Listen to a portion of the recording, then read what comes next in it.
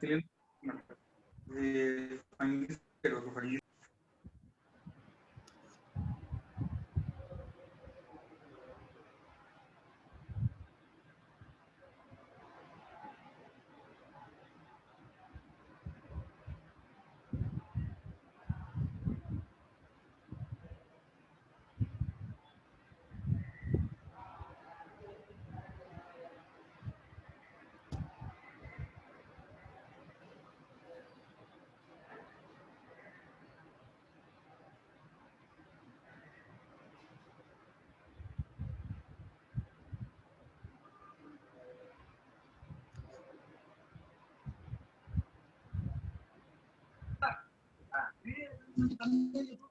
ఏంటని రచ్చ పిల్లలు కన్నా కష్టం పేరు పడ్డానికి వచ్చిందంట. వీడియోలు తీస్తా కానీ పేర్లు పెట్టలేదు. సర్లే చెప్తా.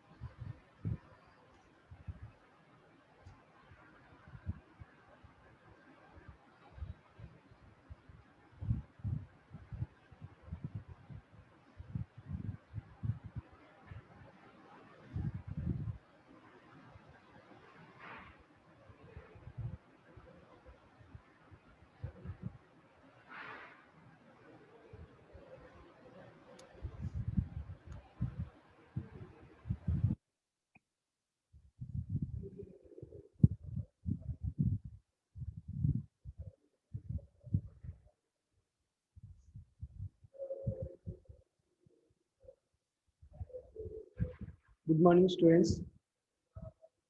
లాస్ట్ నిన్న క్లాస్లో మనం ఏం చెప్పుకున్నాం? 4 అటామిక్ మోడల్స్. ఒకటి first one Thomson atomic model, second Rutherford atomic model, third Bohr's atomic model, the fourth one is Sommerfeld atomic model. First, Thomson atomic model. Last class లో దీనికోసం డిస్కస్ చేసాం. రెండవది రదర్ఫర్డ్ ఆల్ఫా కిరణ పక్షకం, ఆల్ఫా రే scattering.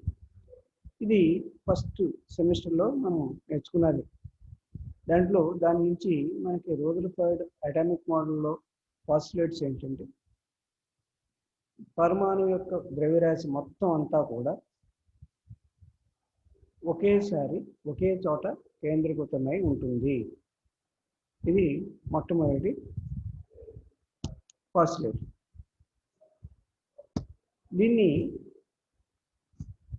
దానికి ఏమంటారు? కేంద్రం చుట్టూ ఎలక్ట్రాన్లు వృత్తాకార మార్గంలో తిరుగుతాయి. అంటే electron revolving the concentrated point in a circular orbits. ఈ కేంద్రానికి ఎలక్ట్రాన్కి మధ్య ఆకర్షణ బలం వల్ల ఎలక్ట్రాన్లు కేంద్రకంలో పడి నాశనం కాకుండా ఉండడానికి ఏం జరుగుతుందంటే, గ్రహాల వల్ల ఎలక్ట్రాన్లు కూడా కేంద్రకం చుట్టూ వృత్తాకార కక్షలో తిరుగుతూ ఉంటాయి. అంటే కేంద్రకంలో పడిపోకుండా ఎలక్ట్రాన్లు ఉండడానికి ఇది ఉంటుంది. కేంద్రకానికి ఎలక్ట్రాన్కి మధ్య ఉన్న ఆకర్షణ బలం ఎలక్ట్రాన్ వృత్తాకార కక్ష గమనం వల్ల కలిగే అపకేంద్ర బలానికి సమానం. ఇప్పుడు మనం దీంట్లో చూడండి, మనం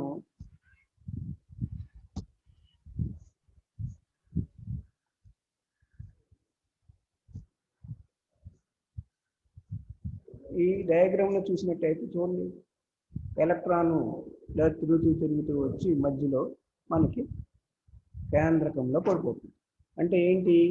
ఆ ఎలక్ట్రాన్ వృత్తాకార కక్షలో తిరుగుతున్న కంటిన్యూస్గా ఎలక్ట్రాన్ కక్షలో తిరుగుతున్నప్పుడు ఆ ఎలక్ట్రాన్ యొక్క శక్తి ఇస్తూ ఉంటుంది. దాన్ని ఇలా తిప్పుకుంటే జూమ్ అవుతాయి. ఏమర్థమవుదా ఇది అంటుంది అప్పుడే. ఓ స్వామి అన్ముట్ చేయి.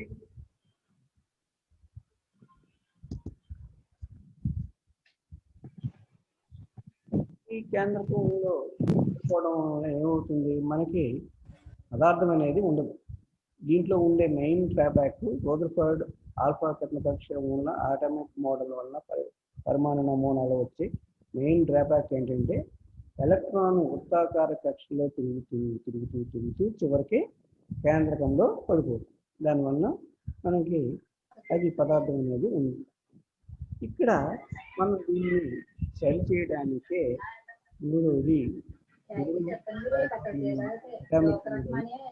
మూడో atomic model bore atomic model. ఈ బోర్ అటామిక్ మోడల్లో మొదటిది మనం రదర్ఫోర్డ్ పరమాణు నమూనాలు చెప్పుకున్నట్టు పరమాణువు యొక్క మొత్తం ధనావేశం ఒక బిందువు వద్ద కేంద్రీకృతం అవుతుంది. అంటే మొత్తం ధనావేశం అంతా కూడా that point is called as nucleus. 2100 का निकलता पता दिया तो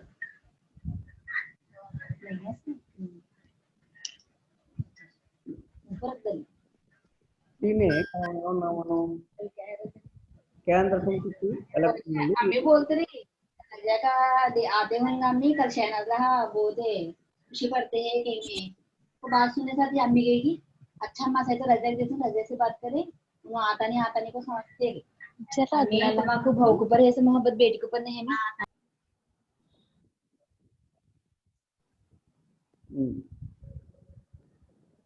కేంద్రకం చుట్టూ ఎలక్ట్రాన్లు వివిధ వృత్తాకార కక్షలో తిరుగుతూ ఉంటాయి. మనం రదర్ఫోర్డ్ పరమాణు నమూనాలో ఏ విధంగా అయితే చెప్పుకున్నామో అదే విధంగా ఇక్కడ కూడా బోర్ అటామిక్ మోడల్లో కూడా every electron revolve around the nucleus in a circular orbit. ఇది ఇలా సర్క్యులర్ ఆర్బిట్ లో తిరగడానికి ఏమవుతుంది, తిరగాలంటే రెండు కండిషన్. ఒకటి రెండు బలాలు ఒకేసారి ఎలక్ట్రాన్ మీద పనిచేయాలి. ఒకటి కేంద్రకానికి ఎలక్ట్రాన్కి మధ్య ఉండే ఆకర్షణ బలం, అట్రాక్షన్ బలం, attraction force between nucleus and electron and centrifugal force.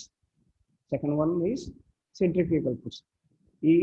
ఈ రెండు ఫోర్సులు సమానంగా ఉన్నప్పుడు మాత్రమే అది ఎలక్ట్రాను అదే వృత్తాకార కక్షలో తిరుగుతూ ఉంటుంది. చూడండి ఇక్కడ ఈక్వేషన్ E²4πε0² r² = mv²r. అంటే E²4πε0r² అంటే ఏంటిది, దేనికి సమానం ఇది? కేంద్రకానికి ఎలక్ట్రాన్కి మధ్య ఉండే ఆకర్షణ బలం. అలాగే మనకి కుడి చేతి వైపు ఉన్న mv²r ఇది అపకేంద్ర బలానికి సమానం. ఈ రెండు బలాలు సమానం అవటం వలన ఈ రెండు కూడా ఎలక్ట్రాన్ మీద ఒకేసారి పనిచేయడం వల్ల ఏం జరుగుతుంది, ఎలక్ట్రాన్ అదే వృత్తాకార కక్షలో తిరుగుతూ ఉంటుంది. అందువల్ల ఎలక్ట్రాన్ కేంద్రకంలో పడిపోవడం అనేది జరగదు. రదర్ఫోర్డ్ పరమాణు నమూనాకి బోర్ పరమాణు నమూనాకి మెయిన్గా ఉండే తేడా ఏంటంటే ఇదే. ఎలక్ట్రాన్ ఎక్కడైతే రదర్ఫోర్డ్ పరమాణు నమూనాలు అయితే ఎలక్ట్రాన్ కేంద్రకంలో పడిపోతుంది చివరికి. ఇక్కడ ఆ విధంగా పడకుండా ఉండడానికి రెండు ఒకేసారి రెండు బలాలు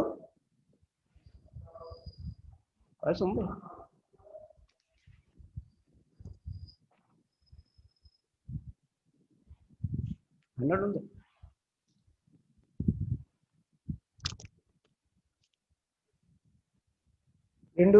రెండు బలాలు ఒకేసారి పనిచేయడం వలన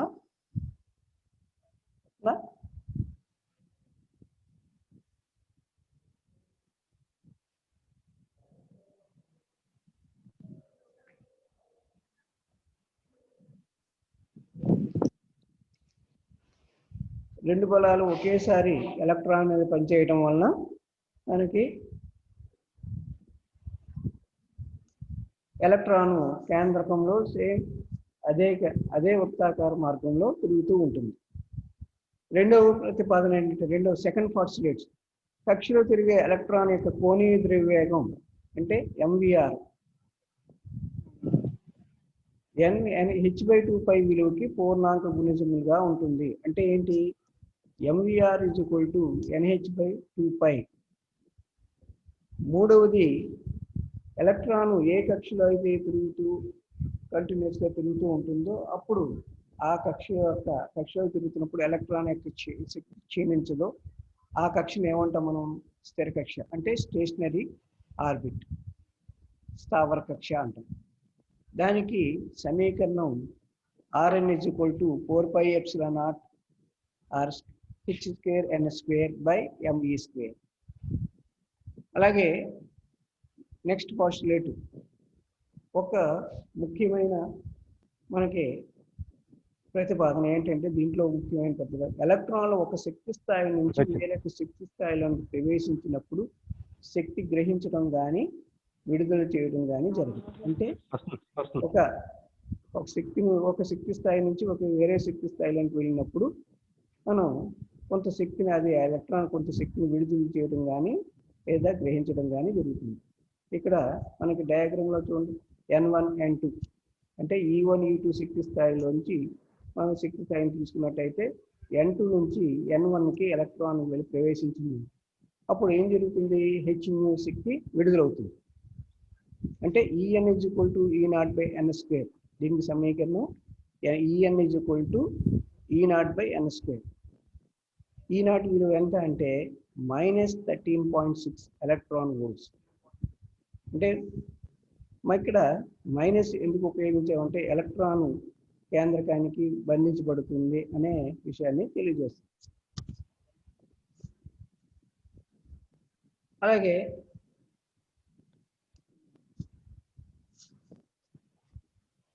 దీన్ని బట్టి ఈ ఎలక్ట్రాన్ సమీకరణం అనే శక్తి సమీకరణాన్ని ఉపయోగించి హైడ్రోజన్ వర్ణపట శ్రేణులు మనకి ఏర్పడ్డాయి. హైడ్రోజన్ వర్ణపట శ్రేణుల్లో హైడ్రోజన్ మనం ఇప్పుడే చెప్పుకున్నాం, ఒక శక్తి స్థాయి నుంచి వేరొక శక్తి స్థాయికి వెళ్ళినప్పుడు ఎలక్ట్రాన్ ఏం జరుగుతుంది? శక్తి విడుదలవటం కానీ గ్రహించడం కానీ జరుగుతుంది. దానికి సంబంధించిన ఈక్వేషన్ ఏం రాసుకున్నాం మనం? E2 - E1 అంటే డెల్టా E దేనికి సమానం? అది hν సమానం. ఈ hν బట్టి ఇక్కడ హైడ్రోజన్ పరమాణువులో ఎలక్ట్రాన్లు ఉత్తేజిత శక్తి స్థాయిలో స్వల్పకాలం అంటే తక్కువ కాలంలో ఉండి భూస్థాయికి వస్తుంది. అంటే పై శక్తి స్థాయి నుంచి కింద శక్తి స్థాయికి వెళ్ళినప్పుడు అంటే ఎలక్ట్రాన్ మొట్టమొదట భూస్థాయిలో ఉంటుంది. తర్వాత దాన్ని ఉత్తేజిత స్థితికి వెళ్ళినప్పుడు, ఎగ్జైటెడ్ స్టేట్కి వెళ్ళినప్పుడు ఏం జరుగుతుంది? మళ్ళీ అక్కడ ఎంతసేపు ఉండదు, మళ్ళీ దాని నుంచి మళ్ళీ భూస్థాయికి వస్తుంది. అప్పుడు వర్ణపట సంక్రమణం జరిగి వర్ణపట శ్రేణులు ఏర్పడతాయి. ఆ విధంగా హైడ్రోజన్ వర్ణపటంలో ఏర్పడే వర్ణపట శ్రేణులు ఏముంటాయి? మొట్టమొదటిది లైమన్ శ్రేణి, బామర్ శ్రేణి, ఫ్యాషన్ శ్రేణి, బ్రాకెట్ అండ్ పుండ్ శ్రేణి ఏర్పడుతుంది. ఈ హైడ్రోజన్ వర్ణపట శ్రేణిలో మొట్టమొదటిది లైమన్ శ్రేణి. అంటే మనం ఇక్కడ మన ఈక్వేషన్ తీసుకున్నట్టయితే దాంట్లో E2 - En సమీకరణం నుంచి మొదటి శ్రేణి ఏ విధంగా ఏర్పడుతుంది? N1 విలువ 1. మనకి చూడండి ఇక్కడ లైమన్ శ్రేణి N1 ఎంత ఉంది? 2, 3, 4. అలాగే NR విలువ ఎంత? 1. అది ఏర్పడే ప్రాంతం ఎటువంటి ప్రాంతంలో ఏర్పడుతుందంటే అతి నీలలోహిత ప్రాంతంలో ఏర్పడుతుంది.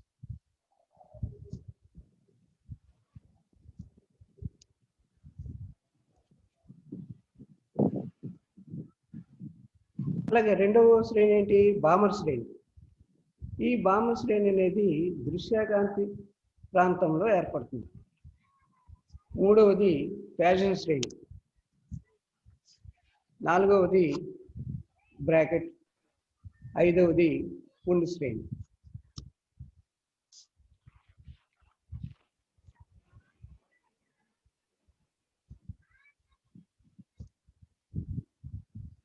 ఇప్పుడు చూడండి N1 విలువ 1,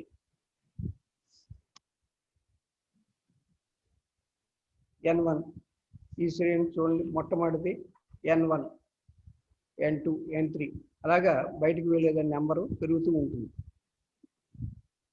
మనకి బయట బాహ్య శక్తి స్థాయి నుంచి N1 శక్తి స్థాయిలోనికి ఒక ఎలక్ట్రాన్ ప్రవేశించినప్పుడు ఏర్పడే శ్రేణిని లైమన్ శ్రేణి అంటారు. అదే ఇప్పుడు చెప్పుకున్నట్టు మనం అల్ట్రా వైలెట్ రేజియన్. అలాగే రెండవ శ్రేణి ఏంటి? బామర్ శ్రేణి. ఇది బాహ్య శక్తి స్థాయి నుంచి ఒక ఎలక్ట్రాను రెండవ శక్తి స్థాయిలోనికి వెళ్ళినప్పుడు ఏర్పడే శ్రేణి, దాన్ని బామర్ శ్రేణి అంటారు. That is in visible region. మూడవది బాహ్య శక్తి స్థాయి నుంచి మూడవ శక్తి స్థాయిలోనికి ఎలక్ట్రాన్ ప్రవేశించినప్పుడు ఏర్పడేది ఫ్యాజన్ శ్రేణి, అంటే ఫ్యాజన్ సిరీస్. ఇది ఎక్కడ ఏర్పడుతుంది? ఇన్ఫ్రారెడ్ రీజియన్లో ఏర్పడుతుంది. నాలుగవది బాహ్య శక్తి స్థాయిలోంచి ఎలక్ట్రాన్ నాలుగవ శక్తి స్థాయిలోనికి ప్రవేశించినప్పుడు బ్రాకెట్ శ్రేణి ఏర్పడుతుంది, అంటే బ్రాకెట్ సిరీస్. ఇది కూడా ఇన్ఫ్రారెడ్ రీజియన్లోనే ఏర్పడుతుంది. ఐదవ శ్రేణి కుండు శ్రేణి. ఇది ఏ విధంగా ఏర్పడుతుంది? బాహ్య శక్తి స్థాయి నుంచి ఎలక్ట్రాన్ ఐదవ శక్తి స్థాయిలోనికి ప్రవేశించినప్పుడు ఏర్పడే శ్రేణి మనకి ఈ కుండు శ్రేణి. ఇది ఇన్ఫ్రారెడ్ రీజియన్లో ఏర్పడుతుంది.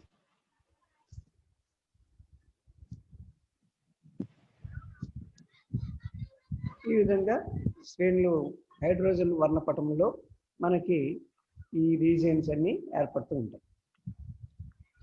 అలాగే దీని తర్వాత ఈ బోరు పరమాణు నమూనాలోని లోపాలు, అంటే బోరు పరమాణు నమూనా పూర్తిగా సంతృప్తి పరిచిందా అంటే లేదు, దానికి సంబంధించిన లోపాలు కూడా ఉన్నాయి. దాంట్లో బోరు పరమాణు లోపాలు ఏంటి? మొట్టమొదటిది మనకి ఇది హైడ్రోజన్ వంటి పరమాణువు మాత్రమే, అంటే సరళ హైడ్రోజన్ వంటి వాటి పరమాణువు మాత్రమే ఉపయోగించారు. ఇది మిగిలిన పరమాణువులకు సంబంధించి దీని ద్వారా వివరించలేకపోయింది.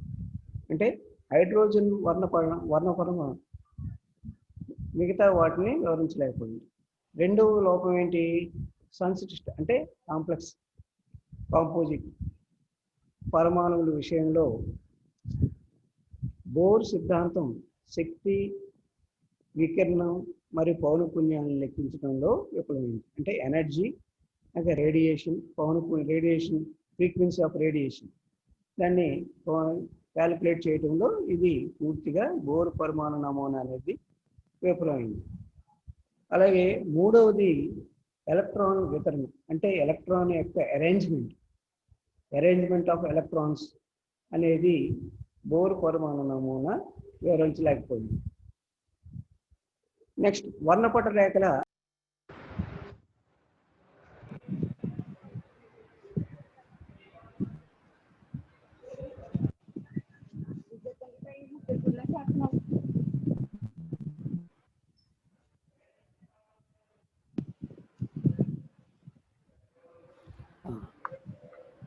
Sorry for the interruption. మనం బోర్ పరమాణు నమూనాలోని లోపాల గురించి మనం నేర్చుకున్నాం. పరమాణువులో ఎలక్ట్రాన్ యొక్క వితరణ అమరికను వివరించలేకపోయింది. నెక్స్ట్ వర్ణపట రేఖల యొక్క కక్షిత సంఖ్యను వివరించలేకపోయింది. అంటే ఎన్ని వర్ణపట రేఖలు ఉంటాయి వర్ణపటంలో అనేది వివరించలేకపోయింది. వర్ణపట రేఖల తీవ్రతలోని మార్పునకు సంతృప్తికరమైన వివరణ ఇవ్వలేకపోయింది. దీంట్లో ముఖ్యమైన లోపం ఏంటంటే జీమాన్ ఫలితం, అసంగత జీమాన్ ఫలితం, స్టార్క్ ఫలితాలను వివరించకపోయింది. అంటే జీమాన్, అనామలస్ జీమాన్ ఎఫెక్ట్, స్టార్క్ ఎఫెక్ట్ని వివరించలేకపోయింది.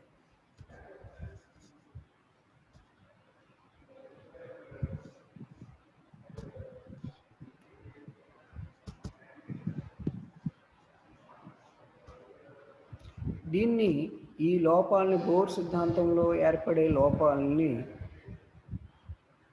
ఏర్పడే లోపాలని అధిగమించడానికి, తీసివేయడానికి సోమర్ఫీల్డ్ సాపేక్ష సిద్ధాంతం అంటే సోమర్ఫీల్డ్ అటామిక్ మోడల్ అనే సిద్ధాంతాన్ని ప్రవేశపెట్టడం జరిగింది. ఏంటి సోమర్ఫీల్డ్ సాపేక్షత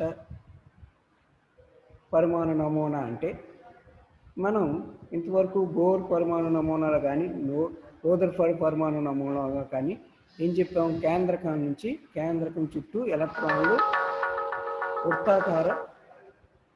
వృత్తాకార మార్గంలో తిరుగుతూ ఉంటుంది అనేది మనం చెప్పుకున్నాం ఇంతవరకు. కానీ సోమర్ఫీల్డ్ పరమాణు నమూనాలో ఈ పరమాణు నమూనా అనేది కేంద్రకం చుట్టూ ఎలక్ట్రాన్లు వృత్తాకార మార్గంలో కాదు, దీర్ఘ వృత్తాకార కక్షలో తిరుగుతుందని, ద్రవ్యరాశి యొక్క ఎలక్ట్రాన్ యొక్క ద్రవ్యరాశికి ఒక సాపేక్ష ద్రవ్యరాశి కింద పరిగణించాలని బోర్ పరమాణు నమూనాకు సవరణలు చేశారు. అంటే కరెక్షన్స్. ఈ పరమాణు నమూనాకి బోర్ పరమాణు నమూనాకి 2 కరెక్షన్లు చేశారు. ఒకటేంటి, కేంద్రకం చుట్టూ ఎలక్ట్రాన్లు దీర్ఘవృత్తాకారంలో తిరుగుతుంది. రెండవది సాపేక్ష ద్రవ్యరాశిని లెక్కలోకి తీసుకోవాలని సవరణ చేశారు. ఎలక్ట్రాన్ కేంద్రకం చుట్టూ దీర్ఘవృత్తాకార కక్షలో తిరుగుతూ ఉంటుంది కనుక దీని స్థానం నిర్ణయించడానికి మనకు అవసరం. అంటే ఇప్పుడు వరకు మనం చెప్పుకున్నది ఏంటి, వృత్తాకార మార్గంలో తిరుగుతుంది అంటే దానికి రేడియస్ ఒక్కటే ఉంటుంది. కానీ అంటే ఒక నిరూపకం ఉంటే సరిపోతుంది. కానీ ఇప్పుడు సోమర్ఫీల్డ్ సవరణ ప్రకారం దీర్ఘవృత్తాకార కక్షలో తిరుగుతుంది అంటే దీర్ఘవృత్తాకార మార్గాన్ని నిర్ణయించడానికి 2 మనకి నిరూపకాలు అవసరం అవుతాయి. ఒకటి రేడియస్ వెక్టార్, వ్యాసార్థ సదిశ R, మరిది ఎజిమితల్ యాంగిల్, ఎజిమితల్ కోణం పై. అంటే ఈ దీర్ఘవృత్తాకారాన్ని నిర్ణయించడానికి 2 నిరూపకాలు అవసరం అవుతాయి. ఒకటి R విలువ, రెండవది ఎజిమితల్ కోణం పై విలువ. దీనికి ఎలక్ట్రాన్కి ఈ 2 విలువలను బట్టి ఎలక్ట్రాన్లకి 2 రకాలైన వేగాలు ఉంటాయి. ఈ 2 వేగాల వలన వాటికి వచ్చే మనకి ఆ వేగాంశ ఎలా ఉంటాయి, వ్యాసార్థ ఈ వేగం అంటే radius vector, velocity of radius vector VR, వ్యాసార్థ సదిశకు లంబంగా ఉండే వేగం దాని అంశం ఏంటి V అంటే దాన్నే మనం పూర్తిగా పెద్దగా ఉంది కానీ సింపుల్గా ఏమంటారంటే తిరియక్ వేగం అంటే ట్రాన్స్వర్స్ వెలాసిటీ.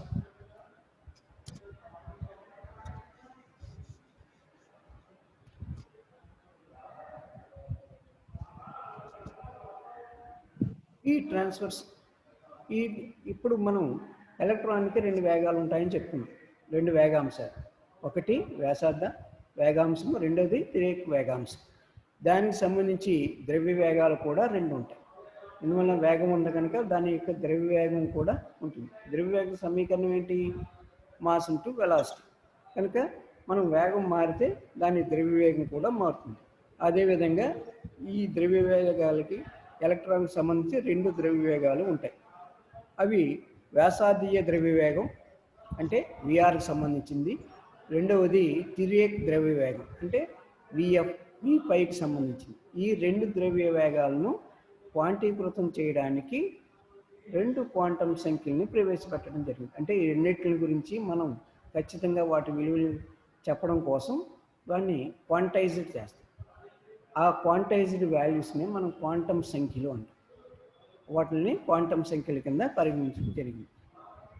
ఆ క్వాంటం సంఖ్యలు ఏంటంటిది, మొదటి క్వాంటం సంఖ్య ఏంటిది, వ్యాసార్థీయ క్వాంటం సంఖ్య NR.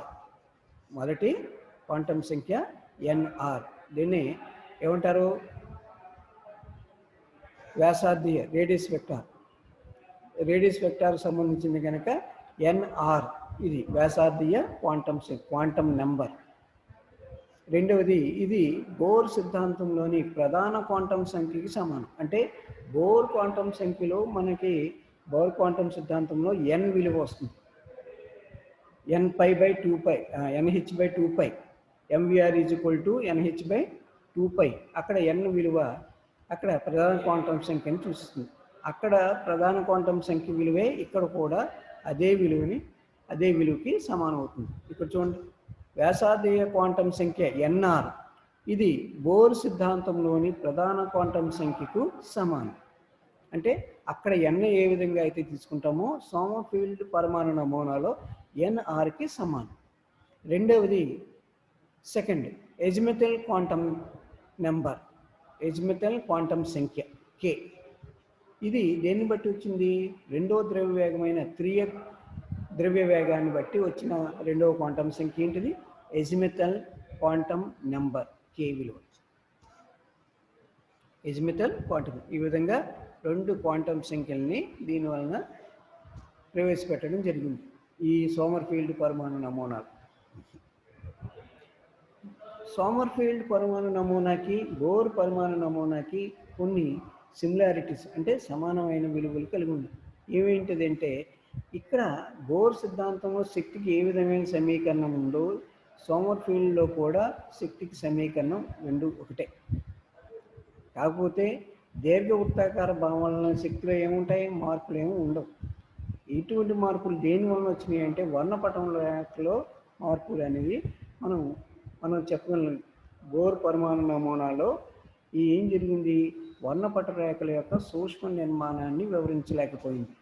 ఇది బోర్ పరమాణు నమూనా వర్ణపట రేఖ యొక్క సూక్ష్మ నిర్మాణం, దాంట్లో ఎన్ని రేఖలు ఉంటాయనేది వివరించలేకపోయింది. వర్ణపట రేఖల్లో ఎటువంటి మార్పు ఉండదు కనుక సోమర్ఫీల్డ్ సిద్ధాంతం వర్ణపట రేఖల సూక్ష్మ నిర్మాణాన్ని వివరించలేదు. మనం ఇందాక చెప్పుకున్న ఇది మనం లోపమే, డ్రాబ్యాక్స్. దీన్ని నివారించడానికి ఈ వర్ణపట రేఖ యొక్క సూక్ష్మ నిర్మాణాన్ని వివరించడానికి ఏం చేశారు సోమర్ఫీల్డ్? ఎలక్ట్రాన్ యొక్క సాపేక్ష ద్రవ్యరాశిని లెక్కలోకి తీసుకోవడం జరిగింది. అంటే మీకు m = m0/√1 - v²/c² అనే సమీకరణం గుర్తొచ్చి ఉంటుంది. ఇది సాపేక్ష సిద్ధాంతంలో సమీకరణం, ద్రవ్యరాశి యొక్క సవరణకి సమీకరణం. m = m0/√1 - v²/c². సాపేక్ష సిద్ధాంతం మర్చిపోయాను. ఆ సాపేక్ష సిద్ధాంతంలో వచ్చే సాపేక్ష ద్రవ్యరాశిని లెక్కలోకి తీసుకోవడం జరిగింది. అంటే ఈ బోర్ సిద్ధాంతంలో ఏర్పడే వర్ణపట యొక్క సూక్ష్మ నిర్మాణాన్ని వివరించడానికి ఇక్కడ మనకి సోమర్ఫీల్డ్ ఎలక్ట్రాన్ యొక్క సాపేక్షత ద్రవ్యరాశిని లెక్కలోకి తీసుకోవడం జరిగింది. ఈ సాపేక్ష సిద్ధాంత ప్రకారం ఎలక్ట్రాన్ ద్రవ్యరాశి అనేది దేని మీద ఆధారపడుతుంది? దాని యొక్క ఎలక్ట్రాన్ యొక్క వేగం మీద ఆధారపడుతుంది. ఇందువల్ల వేగం మారితే దాని యొక్క ద్రవ్యరాశి కూడా మారుతుంది. అదే ఇప్పుడు మనం చెప్పుకున్నాం m = m0/√1 - v²/c². అది సమీకరణం. ఆ సమీకరణం ప్రకారం ఇక్కడ ఎలక్ట్రాన్ ద్రవ్యరాశి అనేది ఎలక్ట్రాన్ యొక్క వేగం మీద ఆధారపడుతుంది.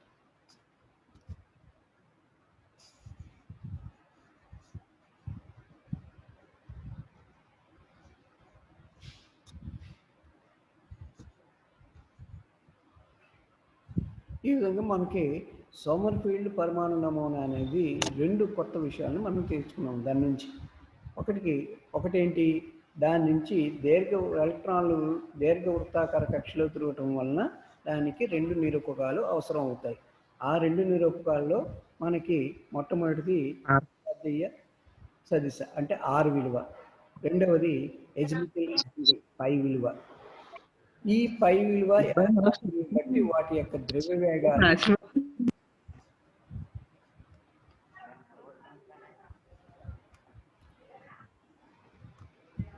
ఈ ద్రవ్య వేగాలు రెండిట్లకి రెండు ద్రవ్య వేగాలు ఏర్పడతాయి. ఒకటి వ్యాసార్థీయ ద్రవ్య వేగం, రెండవది ఎజిమెథల్ ద్రవ్య వేగం లేదా 3x ద్రవ్య వేగం. దాన్ని బట్టి వచ్చినవే మనకి ఈ సమీకరణ విలువలు. తర్వాత రెండవ కరెక్షన్ ఏంటి? ఎలక్ట్రాన్ యొక్క ద్రవ్యరాశిని సాపేక్ష ద్రవ్యరాశిని లెక్కలో తీసుకోవాలి. ద్రవ్యరాశి కాకుండా దాని యొక్క సాపేక్ష ద్రవ్యరాశిని లెక్కలోకి తీసుకోవడం అనేది జరుగుతుంది.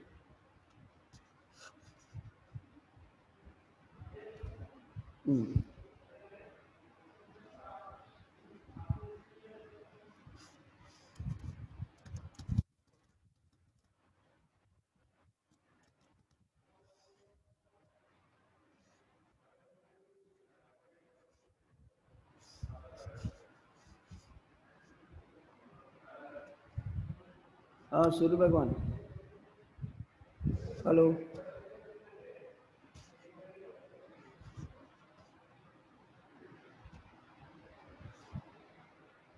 ఇప్పటి వరకు మనం చెప్పుకున్నది ఒకసారి మళ్ళీ మీ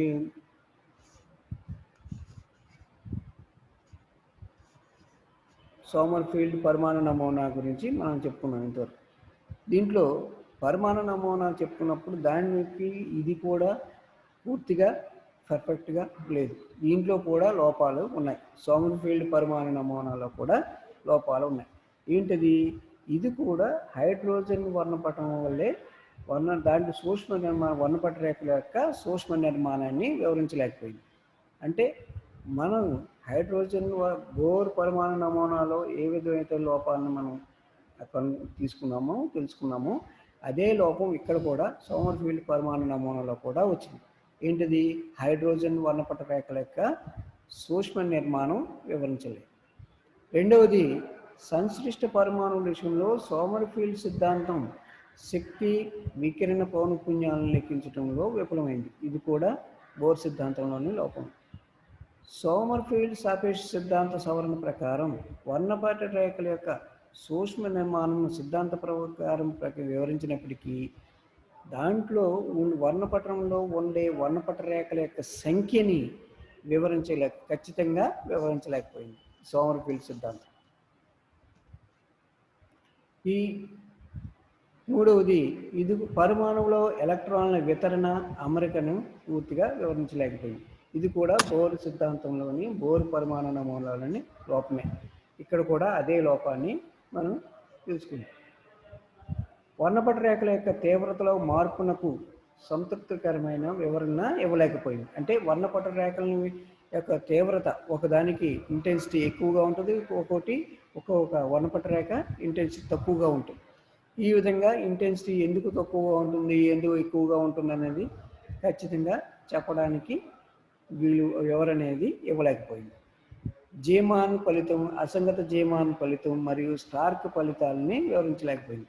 అంటే Zeeman effect, anomalous Zeeman effect, Stark effect, వీటిని కూడా బోర్ సిద్ధాంతం వలె ఈ సోమర్ఫీల్డ్ సిద్ధాంతం కూడా వివరించలేకపోయింది. అంటే వీటికి కొన్ని సవరణలు అయితే చేసి సోమర్ఫీల్డ్ ఒక ప్రత్యేకమైన పరమాణు నమూనాను రూపొందించడానికి దాంట్లో ఉండే లోపాలే దీంట్లో కూడా ఉన్నాయి. మరి వీటిని మనం దీన్ని సవరణ చేయడానికి సోమర్ఫీల్డ్ పరమాణు నమూనాలోని లోపాలని సవరించడానికి వేరొక పరమాణు నమూనాని ప్రవేశపెట్టడం జరిగింది. అదే వెక్టార్ యాటమ్ మోడల్. వెక్టార్ సదిశ పరమాణు నమూనా అంటారు. వెక్టార్ యాటమ్ మోడల్, పరమాణు సదిశ నమూనా. ఇది నెక్స్ట్ క్లాస్లో మనం చెప్పుకుందాం. ఏమైనా డౌట్లు ఉంటే అన్మ్యూట్ చేసి మాట్లాడండి.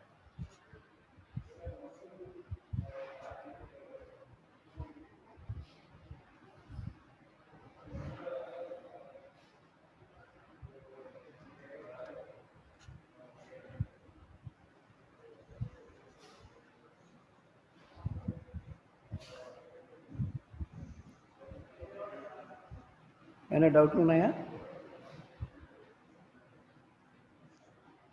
ఇది ప్రత్యేకంగా ఇది మామూలుగా మీకు చెప్పడం కోసం దీనికి నోట్స్ వేరేగా ఇవ్వబడుతుంది.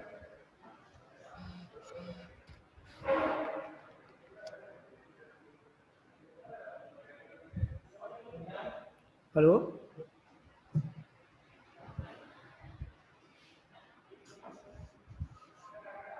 హలో,